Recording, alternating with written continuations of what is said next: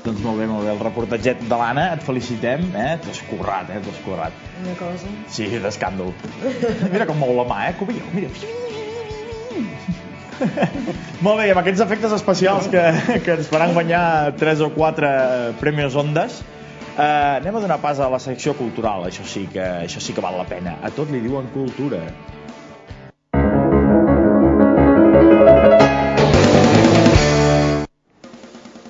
Doncs molt bé, amics, aquí estem una setmana més amb la cultura, però avui començarem fent una petita menció al programa de la setmana passada. Si recordeu, el dimarts passat parlàvem de l'event de Tunguska, aquest fantàstic event que va passar a Tunguska. Es va fer un esgarrifanci tot aquí. Sí, i que al final doncs, van dir que encara no està massa alt, que podia passar coses d'aquestes. Us recordo que el programa s'acaba el divendres i surt el dimarts. Doncs dilluns mireu que sortia als diaris. Un asteroide passó el lunes cerca de la Tierra. Bueno, això és del dimarts, aquesta és notícia. Doncs resulta que un asteroide de mida molt semblant al que va provocar la catàstrofe, entre cometes, de Tunguska, doncs va passar el dilluns mateix a una distància 7 vegades més petita que la distància entre la Terra i la Lluna, que no sé per què ho fiquen tan difícil, podríem dir. Ha passat a tants quilòmetres, no. Però així te fas una idea. Sí. Sí. Doncs, bueno, saps la distància d'aquí a la Lluna, doncs ja te fas una idea. Perquè es feu una idea, és bastant a prop, vull dir, si no s'han posat un satèl·lit pel davant és perquè, mira, perquè no ha volgut ningú.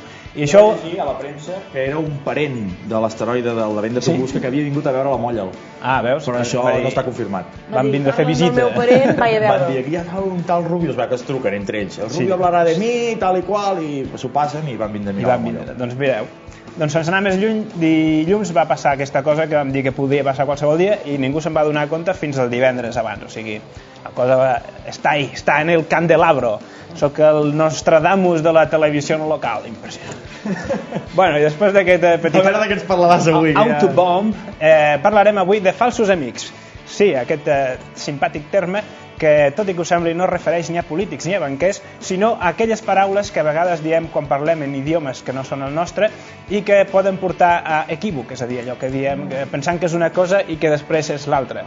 Per exemple, el més clàssic és si aneu a França i dieu que us heu constipat i aneu a una farmàcia i diu je suis constipé, doncs esteu dient que esteu estrenyits, restrets, amb la qual cosa se farien un fart de riure. Això també us passaria, per exemple... Perquè és una farmàcia. Bueno, sí, però igual el que passa que el medicament que et donarien... us tractarien l'enconstipat amb no sé què, seria una mica perillós.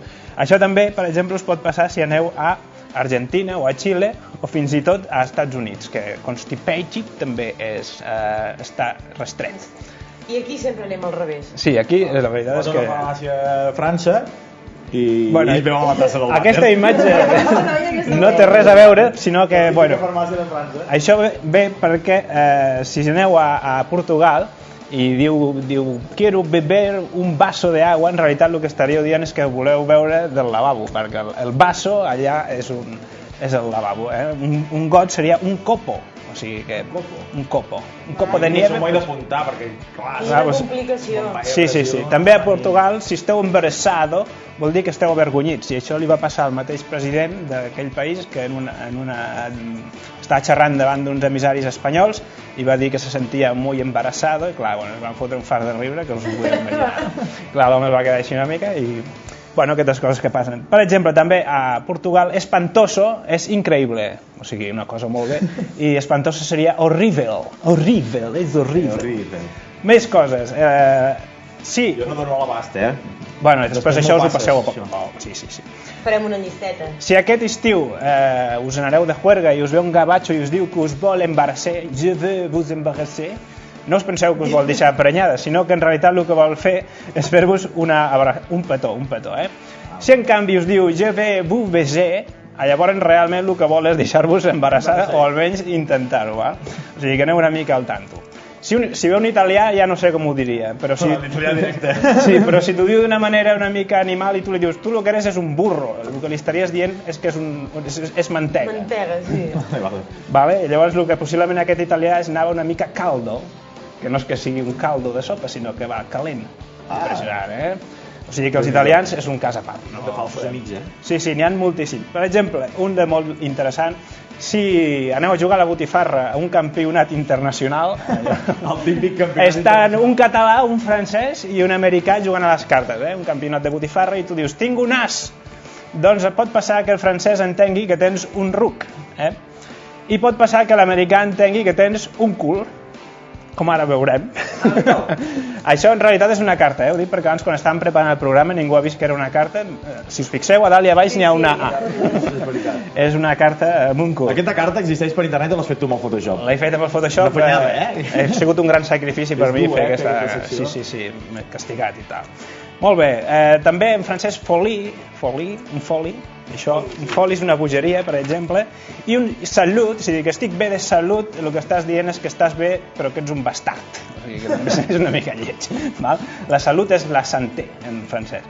Molt bé, continuem, està divertit això, està... Sí, ràpid, picat, pim-pam.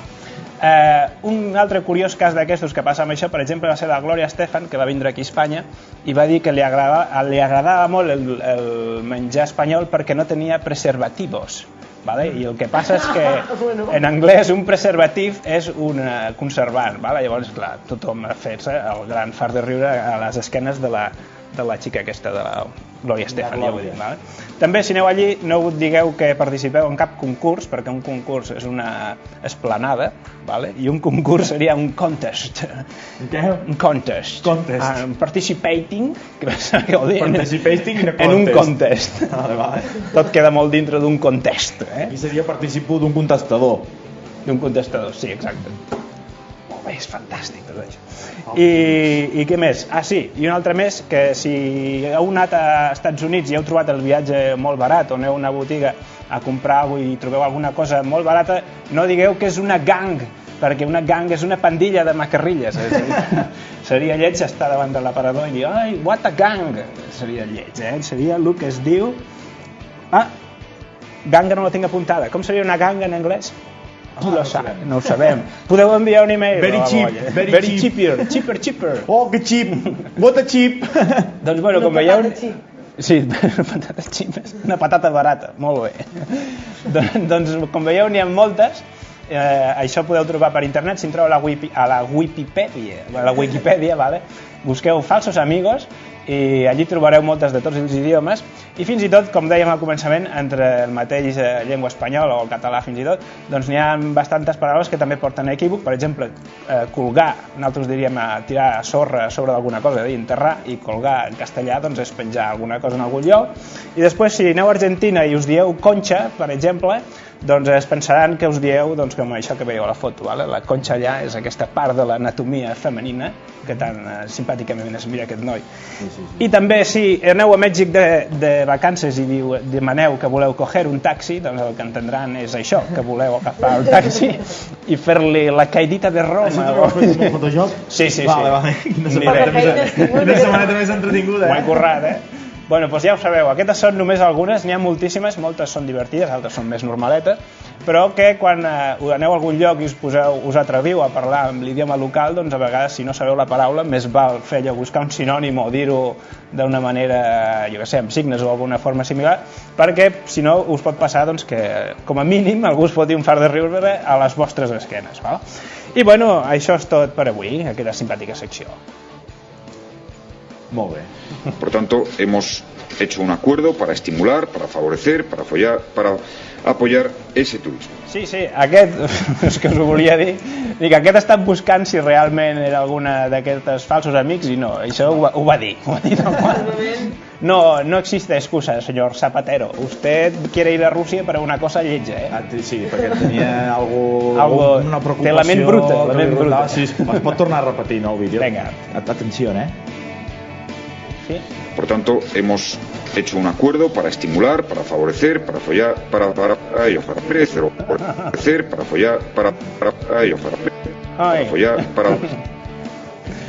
Ai, en què estaria jo pensando? Molt bé, doncs, amics, autèntics, no falsos amics, com els que ens ha explicat avui el Dani. Nosaltres ens retrobem la setmana que ve. Mentrestant, el que podeu fer és mirar-vos la multidifusió aquesta, que és d'escàndol, o mirar el que vulgueu, però no ens falteu dimarts que ve. Així que, apa, adéu!